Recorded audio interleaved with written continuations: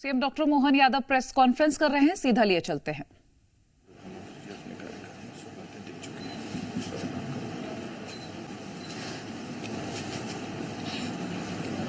हनुमान जयंती की बधाई आशीष जी ने दी है। मेरी अपनी ओर से भी आपका स्वागत है, बधाई है। हम सबका सौभाग्य, परमात्मा की कृपा है, चुनाव का दूसरा चरण सामने आ गया है और एक चरण सफलता के साथ पूरा हुआ।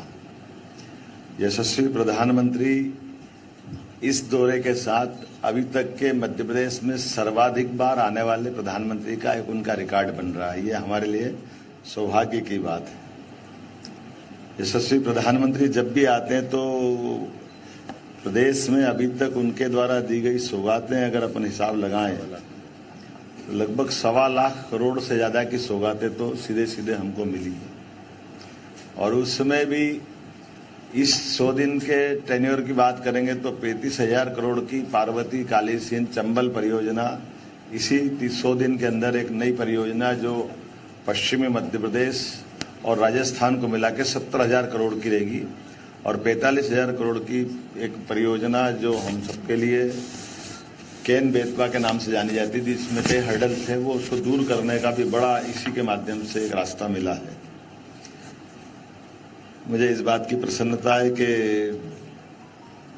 अक्टूबर 2014 में और खास करके सब मिला करके 2 अक्टूबर 2023 में ग्वालियर में 19,000 करोड़ की ऐसे करके कई भूमि पूजन, लोकार्पण, शिलान्यास के पुराने रिकॉर्ड देखें, उसकी तुलना में नए रिकॉर्ड हम देखेंगे तो माननीय प्रधानमंत्री जी के सब क्षेत्रों में समान रूप से जितना ध्यान देना चाहिए थे मध्य प्रदेश का, जो हम स्लोगन चला रहे थे कि एमपी के मन में मोदी और मोदी के मन में एमपी।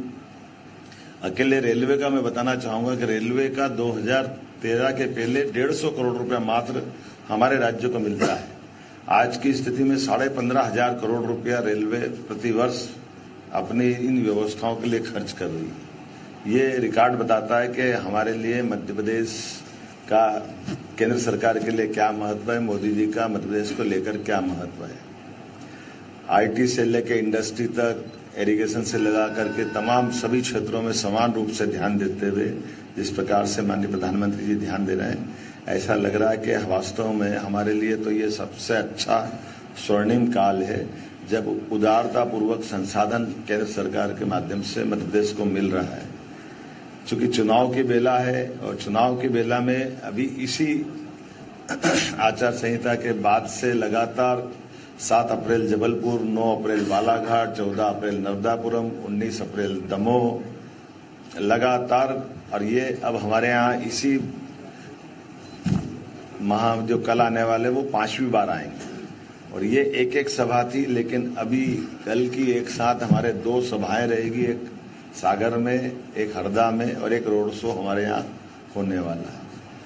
कितना अच्छा एक प्रयोग माननीय मोदी जी ने यह भी किया है कि हमारे पास बड़े महानगरों में, मैं जबलपुर में मौजूद था स्वयं, बगैर बोले भी भाजपा का प्रचार कैसे करते हैं ये रोड शो के माध्यम से उनने करके दिखाया है। मेरे हाथ में भी कमल का फूल दिया, उनने भी कमल के फूल का चिन्ह लिया और मुंह से एक शब्द नहीं बोला, लेकिन पूरे रोड शो में कमल के फूल की जो हमारी इस चुनाव में सबसे ज्यादा प्रचार की जरूरत है, तो ये भी एक कितना एक अनुपम तरीका है कि हमारे रोड शो में अंदर की तरफ घुस करके अपनी बात भी पूरी कर दो और वो आम सभा के लायक सारा तामझाम, भाषणबाजी वगैरह कुछ न करते हुए मौन रूप से भी अपने वोट की अपील करते हैं। ये यूनिक प्रयोग वाकई अद्भुत है। ये हमारे लिए महानगरों की तरफ से तो एक तरह से संदेश भी है कि प्रत्याशी का प्रचार भी हो जाए और भाजपा की बात भी हो जाए, और हमारे लिए ये जो आम सभाओं के लिए जो एक अनावश्यक बड़े महानगरों में कष्ट होता कि जगह की दिक्कत आती, संख्या की परेशानी आती है, लेकिन चुनाव के दरमियान ये बाकी पार्टियों को भी सीखने लायक प्रयोग है। मैं उम्मीद कर रहा हूं कि जिस प्रकार से मोदी जी आ रहे हैं और ये हमारे लिए भोपाल आना है, उनके लिए हमारे लिए सौभाग्य की बात है। राजा भोज की नगरी, रानी कमलापति की नगरी में भव्य रोड शो भी होगा। ये लगभग 1 किलोमीटर का होगा, जो मालवीय तिराहा रोड से प्रारंभ होकर रोशनपुरा पूरा करते हुए मेजर नान के चौराहे तक खुले रथ में वो जनता का अभिवादन करते हुए इस रोड शो को पूरा करेंगे। 200 से अधिक मंचों पर अलग अलग प्रकार से हमारे माननीय प्रधानमंत्री का अपने नागरिकगण अभिनंदन करेंगे। अपने अपने तरीके से विभिन्न समाजों के लोग, विभिन्न कलाकार, साधु संत, सभी प्रकार की तरह से जो एक हमारे भव्य परंपरा रही है अतीत में मध्य प्रदेश की, उस परंपरा के हिसाब से हम बहुत भव्य पुष्प वर्षा के साथ माननीय प्रधानमंत्री का स्वागत करेंगे। और जैसा कि कहा गया है, कांग्रेस ने जो बोलना बोले उनको भगवा से आपत्ति हो सकती होगी, लेकिन हमने तो कहा कि भगवा के प्रति ऐसी आपत्ति होना, ये इस आपत्ति पे हमारी आपत्ति है। इनके मन में जो होगा होगा, लेकिन हमारे मन में तो भगवा के लिए सदैव युगों युगों से भारत में हमारा अपना भगवा, भारत माता के अगर चिन्ह की कल्पना करें, भारत माता के चित्र की, तो उनके हाथ में ध्वज कौन सा है? और कोई भी हमारा देवालय उठा के देख लो, उस पर पताका अगर लहराएगी तो क्या लहराएगी? कोई भी साधु संत घर छोड़ के संन्यास ग्रहण करता है। तो हमारे यहाँ तो सूर्य आधारित संस्कृति है। तो जो त्यागमय संस्कृति है, वैराग्य की संस्कृति है, उदार संस्कृति है, सबको समाहित करने वाली संस्कृति है, इसके प्रति नफरत ये कतई बर्दाश्त नहीं की जाएगी। इसलिए हमने कहा भगवामय ये रोड शो रहेगा। हमारे अपने मन में जो भाव है उसको प्रकटीकरण में हमें कोई संकोच नहीं है। दुल्हन की तरह भोपाल सजेगा। सभी वर्ग की महिलाएं, पुरुष जो आरती उतारते हुए हमारी परंपरा है। हमारी बंगाली समाज की बहनें तो बहुत अच्छे से शंख वादन करके और शंख ध्वनि के साथ, और लक्ष्मी माता की उल्लूक की जो सवारी का दृश्य रहता है वो शंख के साथ एक विशेष ध्वनि से भी अभिनंदन करती है। वो अभिनंदन का दृश्य रहेगा। और गगनभेदी मोदी मोदी के नारों के साथ पुष्प वर्षा करते हुए सभी प्रतिष्ठान से आपके सबके माध्यम से अपील कर रहे हैं कि जहाँ जिसके प्रतिष्ठान है वो भी स्वागत करे, वंदन करे, अभिनंदन करे। दुनिया के सबसे लोकप्रिय प्रधानमंत्री हमारे बीच पधार रहे हैं, तो ये हमारे लिए गौरव की बात है, गर्व की बात है। और एक ऐसे प्रधानमंत्री जो जिस ढंग से उन्होंने आर्थिक व्यवस्था से लेकर सब क्षेत्रों में भारत का मान बढ़ाया, सम्मान बढ़ाया। 200 साल से ज़्यादा इंग्लैंड ने हमको एक तरह से गुलाम रखा था, उसको भी पीछे छोड़ करके आर्थिक व्यवस्था में जो 5वां स्थान प्राप्त किया है। और अब की बार जो संकल्प 3रे स्थान के लिए है, इसके समर्थन के लिए निश्चित रूप से पूरा भोपाल उमड़ेगा, ये मैं मान के चलता हूँ। अलग अलग हमारे लोक नृत्यों की झलक भी दिखाई देगी। कलाकार पारंपरिक वेशभूषा में रहेंगे। हमारे आदिवासी अंचल के कलाकारों को भी आमंत्रित किया। ढोल, नगाड़े, बैंड, लेजर बीम, अन्य वाद्य यंत्रों के साथ वो पूरा गुंजायमान होने वाला दृश्य अतीत के काल के प्रवाह में हमको ऐसा लगेगा कि जो महाकवि कालिदास ने कल्पना की थी, कि ऐसा लगता है कि ये स्वर्गलोक उतर आया है।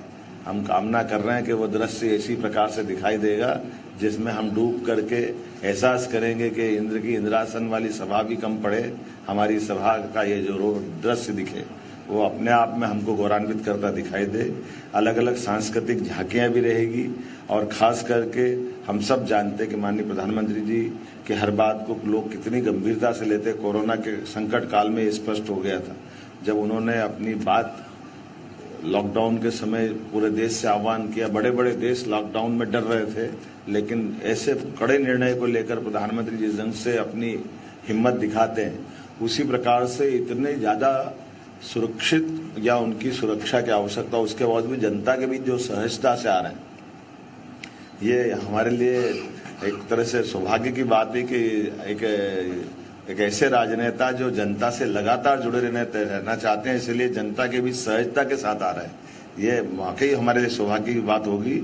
मैं आपके माध्यम से खासकर विधानसभा चुनावों में हमने जिस प्रकार से उनके उस स्लोगन को लेकर के पूरे प्रदेश में विजय की एक यात्रा प्रारंभ की थी, एमपी के मन मोदी, मोदी के मन में एमपी, हम एक बार फिर लोकसभा में इसी भाव को प्रकट करते हुए दिखाएं। ये आप सबसे मेरी गुजारिश है, आप सबसे मेरी कामना है। और खास करके ये जो वर्तमान का समय चल रहा है, हमने कल के दृश्य देखे, कांग्रेस का मैनिफेस्टो देखा, और उस मैनिफेस्टो में जो बातें जुड़ी गई है, और जिस बात को लेकर के कांग्रेस का स्वभाव ही होता है कि कांग्रेस पलटी मारती, बात को अपने पहले बात कर देती है, और बात से बात को बनाते बनाते अपनी बात को छिपा के ले जाने का प्रयास रहता है। कल जिस ढंग से ये सारी बातें आई है, मैं इस बात की निंदा भी करता हूं कि हम किसी वर्ग विशेष के लिए कैसे बात कर सकते हैं? सभी का संसाधन पे हक हो सकता है, केवल एक वर्ग का संसाधन पे हक होना ये कौन सी बात है? ये उसी प्रकार की बात है जो प्रधानमंत्री तत्कालीन उस समय मनमोहन सिंह जी ने कहा था कि सभी संसाधन पे हक अगर है तो मुसलमानों का है। ये बात बहुत निंदनीय है।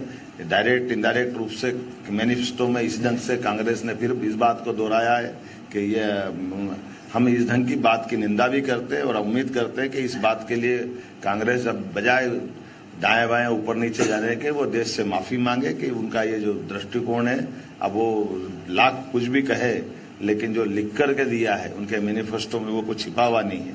मैं उम्मीद करता हूं कि चुनाव की इस बेला में जनता के सामने दूध का दूध पानी का पानी होना चाहिए। आज के इस अवसर पर आप सबने मुझे मेरी बात को प्रेम से सुना, आपका आभार। अनुराग जी। सर, ये सांसद साध्वी प्रज्ञा सिंह ठाकुर भी कल नजर आएंगी क्योंकि चुनाव प्रचार में दिखाई नहीं दी। आएगी, बिल्कुल आएगी। शेफाली जी। सर, मेरा सवाल ये था कि भोपाल 1984 के बाद से बीजेपी का गढ़ है, क्या यहाँ जरूरत थी प्रधानमंत्री जी के रोड शो? मैंने आपको कितनी अच्छी बात कही। प्रधानमंत्री की जरूरत चुनाव में अगर हम विनम्रता से नहीं आएंगे तो कहेंगे अहंकारी है। चुनाव लड़ रहे हैं अगर हम तो जनता के बीच वोट की अपील करने नहीं आएंगे तो क्या माना जाएगा? आप बताइए कि तो गुलाम हो गए, देंगे अपने आप वोट, ये अच्छी बात रही है। उनने विनम्रता से आकर के जनता के बीच ये जो आभार भी मानेंगे, हमको पिछली विधानसभा जिताई, लगातार सरकार में तीसरी बार जनादेश ले रहे हैं, तो हमको जनता के बीच तो आना ही पड़ेगा, हर बार आना चाहिए, आना भी पड़ेगा। अब इसका उल्टे कांग्रेस के लोगों से कहो कि आप इतने दिन से हार रहे हो फिर भी नहीं आ रहे हो, ये आपको शर्म आना चाहिए। वो कोई आने को तैयार नहीं, ना वो यहाँ आने को तैयार, ना राम मंदिर के दर्शन करने को तैयार, कोई नहीं जाने को तैयार अयोध्या में। वोट तो मांगेंगे कि राम आपके नहीं हमारे भी है, तो आओ ना भैया अयोध्या में, क्यों दर्शन करने नहीं जा रहा हो? अतुल जी। सर, पहले चरण का मतदान हो चुका है, पूरी ताकत के साथ आप लोग चुनावी मैदान में भी थे, लेकिन अगर वोट परसेंट देखें तो पिछले चुनाव की अपेक्षा कम हुआ है, और जब भी वोट परसेंट कम होता है तो एक कहीं कांग्रेस को फायदा होता है और ज्यादा होता है तो बीजेपी को फायदा होता है। ये जो कम हुआ है इसके पीछे क्या वजह क्या है? देखो, मैं दो तरह से इसकी बात का जवाब देना चाहूंगा। एक तो वर्तमान के समय में बजाय कोई और बात देखे, प्रशासनिक दृष्टि से जो मेरी बात ध्यान में लाई गई है कि ये हमारे लग्न सरे का समय था, शादी ब्याह बहुत ज्यादा थी, और पिछली बार चुनाव उस सेक्टर में मई में हुए थे, अभी अप्रैल में हो गए, तो फसल कटाई का समय भी यही है, तो लोग अपने अपने फसल कटाई में भी लगे हैं, लग्न सरे में शादी ब्याह में भी लगे हैं, अलग अलग प्रकार की कई क्षेत्रों में मान के कार्यक्रम चल रहे हैं जो वर्षा काल के पहले पहले हो जाते हैं। तो वही कई कारण है जिसके कारण से इस पे ध्यान गया। लेकिन उसके उल्टे कांग्रेस बीजेपी की अगर बात करोगे तो रिकॉर्ड बता रहे हैं कि चुराट में हमारी विधानसभा नहीं है, लेकिन सीधी जैसे सबसे ज्यादा वोटिंग होने वाली लोकसभा की बात करेंगे तो एवरेज हमारी बाकी विधानसभा में 8, 10, 12%